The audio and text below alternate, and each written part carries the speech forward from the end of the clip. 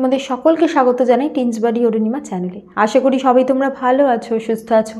আজকে class 7-এর chapter 7 থেকে জীব বৈচিত্র্য এবং জীব বৈচিত্র্যের গুরুত্ব নিয়ে আলোচনা করব। প্রথমেই আসি যে জীব বৈচিত্র্য কাকে বলে।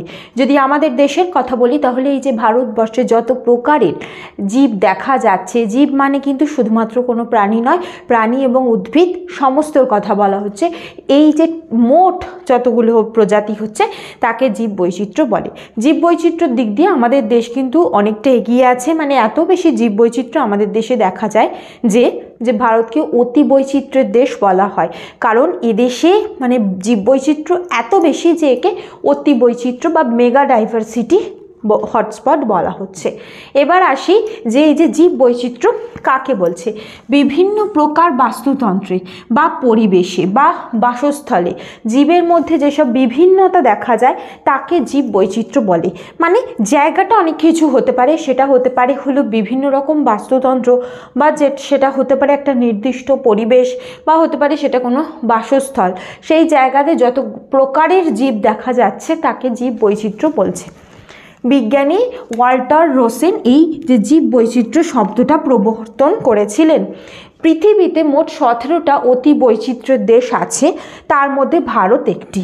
ঠিক আছে, আমাদের দেশে 91,212টি প্রজাতির বন্য প্রাণী দেখা যায়। তার মধ্যে পোকামাকড়, জীব মানে কেঁচো, কেন্ন, শামুক এই সমস্ত কিছু দেখা যাচ্ছে, মানে বিভিন্ন প্রকার প্রাণী দেখা যায়। ভারতের ভূখণ্ডের আয়তন হলো 33 লক্ষ বর্গ কিলোমিটার, যার 1/5 অংশ অরণ্যে ঢাকা এবং সেই অংশে প্রচুর জীব বৈচিত্র্য দেখা যাচ্ছে। তাহলে বুঝতেই পারছো যে জীব বৈচিত্র্য এটা আমাদের দেশে বিভিন্ন রকম। ঠিক তেমনি আমাজনের জঙ্গলেও বিভিন্ন প্রকার জীব বৈচিত্র্য দেখা যায়, ব্রাজিলে দেখা যায়, এরকমভাবে অনেকগুলো জায়গা আছে, কিন্তু এগুলোর মধ্যে অন্যতম আমাদের দেশও একটা। এই যে আমাদের দেশে যে জীব বৈচিত্র্য দেখা যাচ্ছে এইগুলো যে পশ্চিমঘাট পর্বতমালা আছে প্রচুর পরিমাণে দেখা যায়, তারপর পূর্ব ভারতের যে হিমালয় সংলগ্ন অঞ্চল সেইখানেও প্রচুর পরিমাণ দেখা যায়।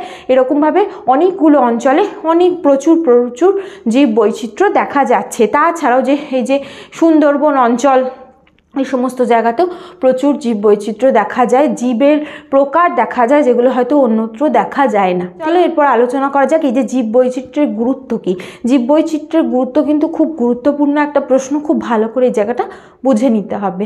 এবার আসি জীব বৈচিত্র্যের গুরুত্ব। এটা খুবই গুরুত্বপূর্ণ একটা বিষয়, এখান থেকে ছোট প্রশ্ন এবং বড় প্রশ্ন দুটোই আসে, খুব ভালো করে এটা দেখে নিতে হবে। প্রথম যেটা সেটা হলো খাদ্যের উৎস। দেখো আমি পয়েন্টগুলো লিখেছি এবং মানে ডেসক্রাইব করে দেবো, তোমরা এটা ভালোভাবে পড়বে, মুখস্থ করার প্রয়োজন নেই। কোন কোন পয়েন্টগুলো তোমাদের এক একটা পয়েন্টের আন্ডারে কোন কোন পয়েন্টগুলো কভার করতে হবে সেগুলো মনে রাখলেই হবে। যেমন ধরো প্রথমটা হলো খাদ্যের উৎস। এই খাদ্যের উৎসের মধ্যে কি আসে যে এই যে এত জীব বৈচিত্র্য রয়েছে তার জন্য কিন্তু আমরা এত রকম খাদ্য পাচ্ছি। ধান, গম, বিভিন্ন রকম যে ডাল, দানা শস্য, ও তার সাথে তো মানে প্রাণীজ যে সমস্ত পদার্থ, দুধ, ডিম, মাংস, মধু, এই সমস্তগুলো পাচ্ছি। তার সাথে সাথে যে বিভিন্ন ধরনের যে মিলেটস পাচ্ছি, জোয়ার, বাজরা, ভুট্টা, এই সমস্তগুলো কিন্তু এই জীব বৈচিত্র্য এত হওয়ার কারণেই আমরা পাচ্ছি। ঠিক আছে, শুধুমাত্র যদি ধান থাকতো বা শুধুমাত্র গম থাকতো তাহলে কিন্তু আমাদের খাদ্যের যে ভ্যারাইটি, প্রকারভেদ এত হতে পারতো না। ঠিক আছে, তাহলে এই জিনিসটা মানে ভীষণ গুরুত্বপূর্ণ মানুষের খাদ্যের জন্য। এবার দেখো এত ভ্যারাইটি কেন প্রয়োজন। আমাদের দেশের এত জনসংখ্যা, এই সমস্ত জনসংখ্যার সম্মুখে যদি খাদ্য তুলে ধরতে হয় তাহলে অবশ্যই ভাবে মানে প্রচুর পরিমাণে হতে হবে। এবং এবার ধরো সবাই যদি চালই খেতে প্রেফার করে তাহলে তো প্রচুর পরিমাণ মানে সেটাকে উৎপাদন করতে হবে, সেটা তো অতটা সম্ভব না। এবং ভারতের সমস্ত জায়গায় একইভাবে ধান উৎপন্নও হয় না। সেই কারণে এই যে বিভিন্ন ভ্যারাইটি, এটা বিভিন্ন ধরনের মাটিতে হচ্ছে, বিভিন্ন ওয়েদারে হচ্ছে, যার জন্য আমাদের পক্ষে মানে চাষি ভাইদের পক্ষেও এটা সম্ভব হচ্ছে যে বিভিন্ন জায়গাতে বিভিন্ন ধরনের যে মানে উদ্ভিদকে চাষ করা, সেখান থেকে দানা শস্য তৈরি করা এবং সেগুলোকে মানুষের কাছে খাদ্য হিসাবে পৌঁছানো। তাহলে এক্ষেত্রে এই পয়েন্টটার মধ্যে উদ্ভিজ্জ খাদ্য কী কী সেটা কিছু মেনশন করতে হবে, প্রাণীজ খাদ্য কী কী পাচ্ছি সেটাও মেনশন করতে হবে। তারপরে আসি হলো বাস্তুতন্ত্রের ভারসাম্য রক্ষা, এটা খুব গুরুত্বপূর্ণ পয়েন্ট। এই পয়েন্টের আন্ডারে কোন কোন পয়েন্ট কভার করতে হবে সেটা মানে মনে রাখলে তাহলে বাকিটা তোমরা করতে পারবে, মানে লিখতে পারবে। সেটা হলো মানে বাস্তুতন্ত্রের ভারসাম্য রক্ষার নাম থেকেই বুঝতে পারছো যে ক্ষেত্রে কি হবে, এই যে ধরো বাস্তুতন্ত্রে যে বিভিন্ন জীবগুলো রয়েছে সেগুলো কি করছে, বিভিন্ন রকম কাজ করছে। যেমন ধরো ডিনাইট্রিফাইং ব্যাকটেরিয়া কি করছে, ধরো কোনো জীব মারা গেছে বা ধরো উদ্ভিদের পাতা খসে পড়েছে সেইগুলোকে মাটির সাথে মিশিয়ে দিচ্ছে, এই যে মৃতদেহকে পচিয়ে গলিয়ে দিচ্ছে, এখান থেকে নাইট্রোজেনকে বাতাসে মিশিয়ে দিচ্ছে এবং মাটির মধ্যে এগুলো মিশে যাচ্ছে, এই যে জীবদেহটা এইগুলো করছে হলো ডিনাইট্রিফিকেশন ব্যাকটেরিয়া। ঠিক আছে, তাহলে এই সমস্ত কাজগুলো কিন্তু এই সমস্ত ব্যাকটেরিয়ার জন্য হচ্ছে। তাছাড়াও ধরো এই যে গাছের শুকনো পাতা ডাল এগুলো মাটিতে পড়ছে, তার ফলে সেখান থেকে হিউমাস বৃদ্ধি হচ্ছে, সেই জায়গায় যে পরবর্তীতে উদ্ভিদ গজাবে সেই উদ্ভিদ যথেষ্ট পরিমাণ পুষ্টি পাবে, তাহলে হিউমাস মানে যেটা হচ্ছে সেটা আলটিমেটলি উদ্ভিদের বৃদ্ধিতে সাহায্য করছে। তৃতীয় যে পয়েন্ট সেটা হলো যে ঘাস জাতীয় যে সমস্ত উদ্ভিদগুলো সেটা মাটির গঠনকে রক্ষা করতে সাহায্য করে। ঠিক আছে, মাটির গঠন মানে কি, ধরো ছোট ছোট ঘাস যে জমিতে হয় সেই জমি খুব সহজে জলকে টেনে নেয়। এবার ঘাসের মানে যে মূল সেটা কি হয়, সেই শিকড় বেশি দূর অবধি বিস্তৃত না হয়েও মাটির ওপরের অংশটাকে পুরোটা আঁকড়ে ধরে রাখে, তার ফলে জোরে বৃষ্টিপাত হলে যে মাটি যে ধুয়ে যাওয়ার সম্ভাবনা সেটা অনেকটা কম হয়, তার ফলে মাটির ক্ষয় কম হয়। আর লাস্ট হলো যে সমস্ত উদ্ভিদগুলো মূলযুক্ত, মূল অনেক গভীর অবধি যাচ্ছে, সেই সমস্ত উদ্ভিদগুলো মাটির জল ধারণ ক্ষমতাকে বৃদ্ধি করে এবং তার সাথে সাথে মাটিকেও ধরে রাখে। সেই জন্য দেখবে নদী তীরবর্তী এলাকায় বড় বড় গাছ থাকলে সেই পাড় সহজে ভাঙে না, কিন্তু যে নদী তীরবর্তী এলাকা যেখানে ধরো গাছ নেই সেখানে পাড় সহজে ভেঙে যায়। তাহলে এই যে গাছগুলো এগুলো মাটির পাড়কে ধরে রাখছে, মাটির ক্ষয়কে রোধ করছে, এগুলো কিন্তু এই যে মাটিকে ধরে রাখতে একটা গুরুত্বপূর্ণ ভূমিকা পালন করছে। তাহলে এই সমস্তগুলো কিন্তু এই বাস্তুতন্ত্রের ভারসাম্য রক্ষার মধ্যে পড়ছে।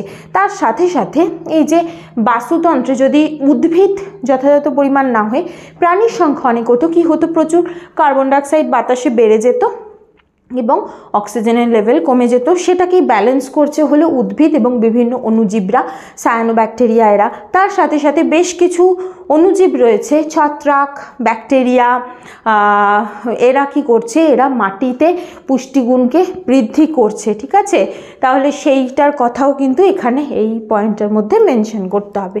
তারপরে যে পয়েন্ট সেটা হলো জলবায়ু নিয়ন্ত্রণ। জলবায়ু নিয়ন্ত্রণ মানে এই যে উদ্ভিদ এবং প্রাণী জীব বৈচিত্র্য এত হওয়ার কারণেই কিন্তু এই জিনিসটা নিয়ন্ত্রিত হচ্ছে। প্রথম হলো যেটা আগের পয়েন্টেও বললাম, এই পয়েন্টেও সেটা লিখতে পারো, অক্সিজেন আর কার্বন ডাইঅক্সাইডের ভারসাম্য। যদি প্রাণী বেড়ে যায় তাহলে কি হবে, CO2 বেড়ে যাবে। প্রাণীরা তো আর কোনোভাবেই অক্সিজেন উৎপন্ন করতে পারে না, তার জন্য প্রাণীরা নির্ভর করছে উদ্ভিদের ওপর, বিভিন্ন অণুজীবের ওপর, সায়ানোব্যাকটেরিয়া টাইপের অণুজীবের ওপর। এরা কি করছে, যে বাতাস থেকে কার্বন ডাইঅক্সাইডকে টেনে নিচ্ছে এবং তার বদলে অক্সিজেনকে তৈরি করতে পারছে। দ্বিতীয় হলো উদ্ভিদরা কি করে, অতিরিক্ত জল মাটি থেকে টেনে নেয়, সেই জলটাকে বার করে দেয় দেহের বাইরে বাষ্পমোচন পদ্ধতিতে। এবার বাষ্পমোচনের ফলে যে জলটা বেরিয়ে গেল সেটাই উপরে গিয়ে মেঘ হয় এবং সেখান থেকে বৃষ্টিপাত হচ্ছে।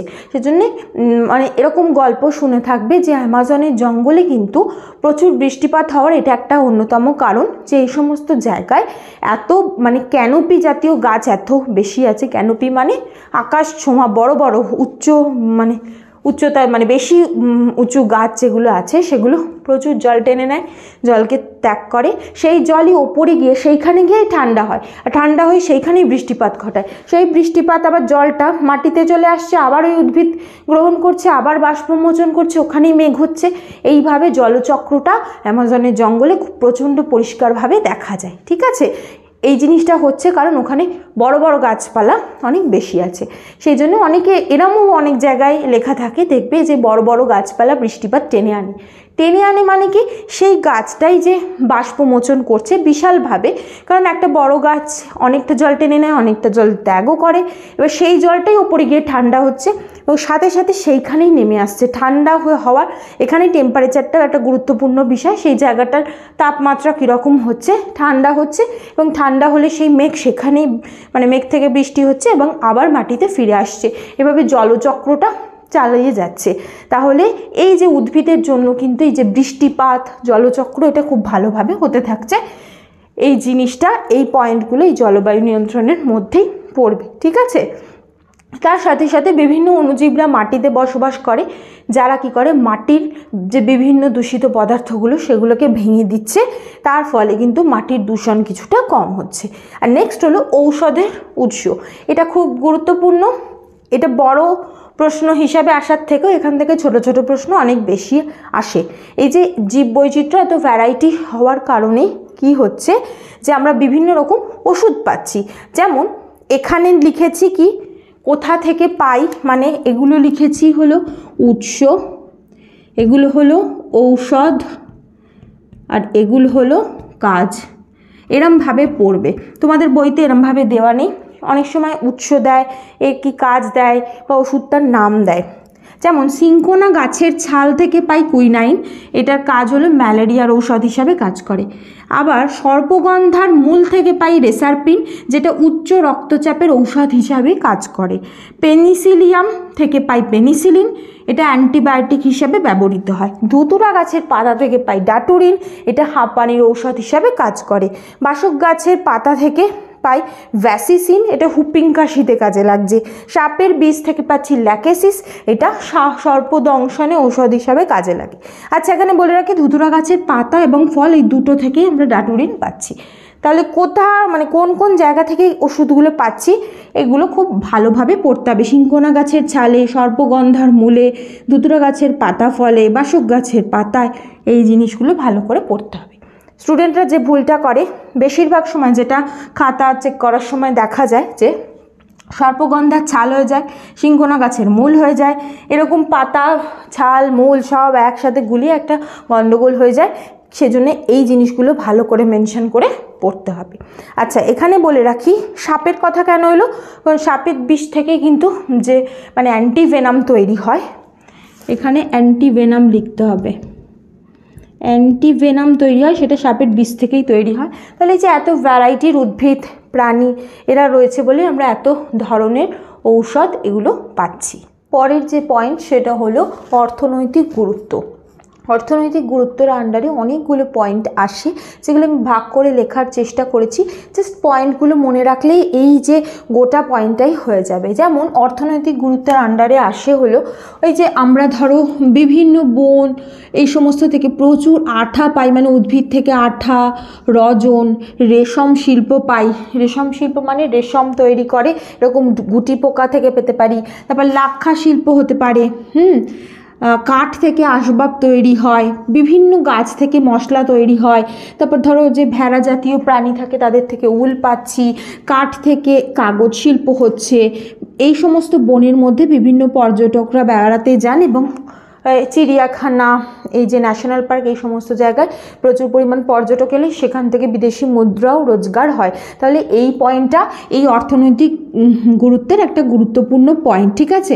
বাইরে থেকে যত মানে লোকজন দেশে আসবে তাহলে সেক্ষেত্রে বিদেশি মুদ্রা রোজগার হবে এবং তাদের দেশের কাছে আমাদের দেশের যে সম্পদ সেটাকে আমরা তুলে ধরতে পারবো। তার সাথে সাথে তারা যখন আমাদের দেশে আসবে, আমাদের দেশে বিভিন্ন ট্রান্সপোর্ট ব্যবহার করবে, খাবার খাবে, তার ফলে লোকাল যে সমস্ত ব্যবসা বাণিজ্য আছে সেগুলো ভালো চলবে। সাধারণ মানুষ মানে স্থানীয় মানুষদের সাহায্য হবে, তারা অনেক কিছু কেনাকাটা করতে পারে, সেখান থেকে লাভ হবে। তাহলে যদি এই মানে জীব বৈচিত্র্য যে দেশের ক্ষেত্রে যত ভালো, সেই সমস্ত দেশের ক্ষেত্রে বিনোদন ও ভ্রমণের মাধ্যমে অনেকগুলো মানে বিদেশি মুদ্রা রোজগার করা যায়, ঠিক আছে। বেশ কিছু দেশ আছে যে সমস্ত দেশে ধরো মানে কি বলবো কর্মসংস্থান ওরমভাবে নেই, সেই সমস্ত দেশে বিনোদন এবং ভ্রমণের উপর সম্পূর্ণভাবে বেঁচে আছে, ঠিক আছে। এই সমস্ত জায়গায় সম্পূর্ণ যে আশেপাশের যে স্থানীয় মানুষরা তারাও ওই সমস্ত যে বাইরে থেকে লোকজন বিদেশিরা আসেন তাদেরকে সেই জায়গাটা ঘোরান, সমস্ত সামুদ্রিক প্রাণী, জঙ্গলের সমস্ত জীবেদের এক্সপ্লোর মানে দেখেন আর কি, এবং সেখান থেকে তারা এই জায়গায় আসছে, বিদেশি মুদ্রা খরচ করছে, সেখান থেকেই তাদের যে অর্থনৈতিক অবস্থা সেটা ক্রমশ ভালো হচ্ছে। সেজন্য আমাদের দেশের ক্ষেত্রে বিনোদন ভ্রমণ খুব গুরুত্বপূর্ণ। এই জায়গাটা এখন আমাদের দেশের ক্ষেত্রে মানে বাড়ানো সম্ভব, কারণ মানে অন্যান্য দেশের তুলনায় আমাদের দেশের যে সম্পদ আছে এই মানে জৈব বৈচিত্র্যের কথা বলছি, সেই সম্পদ কিন্তু এখনও বাইরের সমস্ত লোকের কাছে সেটা মানে পুরোটা এক্সপোজার পায়নি। সেই জন্য এই জায়গাটায় আমাদের আরও কাজ করতে হবে। এই জায়গাটায় যদি কাজ করি তাহলে দেশের অর্থনৈতিক অবস্থায় কিন্তু আরও ভালো হতে পারে।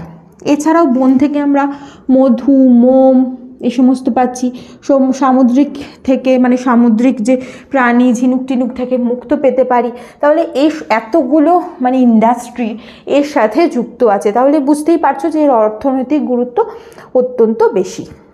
তারপরের যে পয়েন্ট সেটা হলো বিভিন্ন জীবদের পারস্পরিক নির্ভরশীলতা। একটা জীব যত বেশি অনেকগুলো জীবের সাথে যুক্ত হবে সে এই প্রকৃতিতে তত বেশি স্থায়ী হবে, ঠিক আছে? মানে যতগুলো খাদ্য শৃঙ্খলে সে যুক্ত হয়ে খাদ্য জাল গঠন করবে সে তত বেশি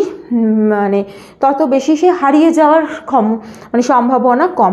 এইভাবে তার মানে যে দেশের জীববৈচিত্র্য যত বেশি সে দেশের ক্ষেত্রে সেই একটা প্রাণী যতগুলো খাদ্য জালকের সাথে যুক্ত হয়ে যাবে তত সে স্টেবল।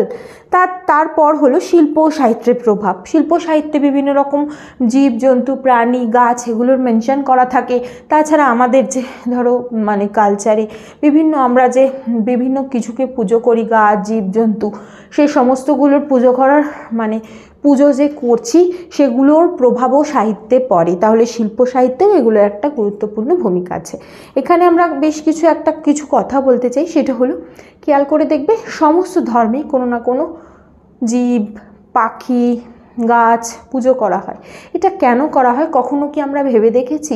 আসলে পুরনো প্রাচীনকাল থেকেই এই যে বিভিন্ন ধর্মের মাধ্যমে আমাদের ভিতরে, যে কোনো ধর্মের কথাই আমি বলছি, কোনো স্পেসিফিক কিছু নয়, আমাদেরকে এটাই বোঝানো হয়েছে যে আমরা যেন প্রকৃতিকে সাথে নিয়ে গিয়ে যাই। জীব জন্তু গাছপালা যাদেরকেই পুজো করি না কেন সেগুলো প্রকৃতির মধ্যে পড়ে। আমরা যাতে প্রকৃতিকে আমাদের থেকে একদম বাদ না দিই, তাদের যাতে ক্ষতি সাধন না করি, সেইটাই কিন্তু যে কোনো ধর্মের উদ্দেশ্য।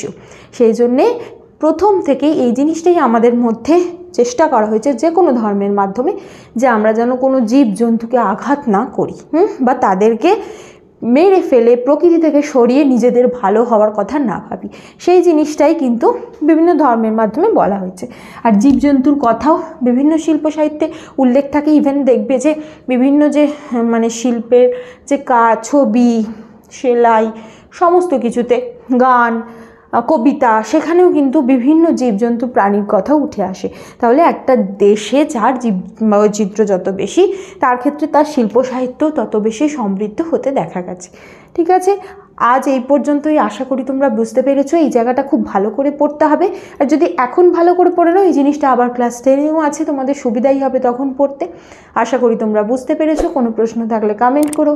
আর তোমরা এই ভিডিওটাকে লাইক করো, বেশি বেশি করে শেয়ার করে দিয়ে সাবস্ক্রাইব করো। আর তোমরা সুপার থ্যাঙ্কস ব্যবহার করে এই চ্যানেলকে সাপোর্ট করতে পারো, কারণ এই চ্যানেলে সাপোর্ট প্রচণ্ড দরকার। অনেকের অনেক কিছু মনে হতে পারে, কিন্তু বাস্তব এটাই যে এই চ্যানেলটা গোটাটা আমি একাই চালাই, সমস্ত কিছু একা করি, ফলে ভিডিও আসতে একটু সময় লাগে। ভিডিও বানানো, সেটাকে এডিট করা, আপলোড করা, এভরিথিং একা হাতে যেহেতু করি, তার সাথে অন্যান্য অনেক কাজ আছে, সেজন্য এত সহজ নয়। তোমরা যদি সাপোর্ট আমায় করো তবেই আমার পক্ষে সম্ভব যে আমি অন্য কারোর সাহায্য নিয়ে এই চ্যানেলটাকে আরও বড় করার কথা ভাবি। Thank you.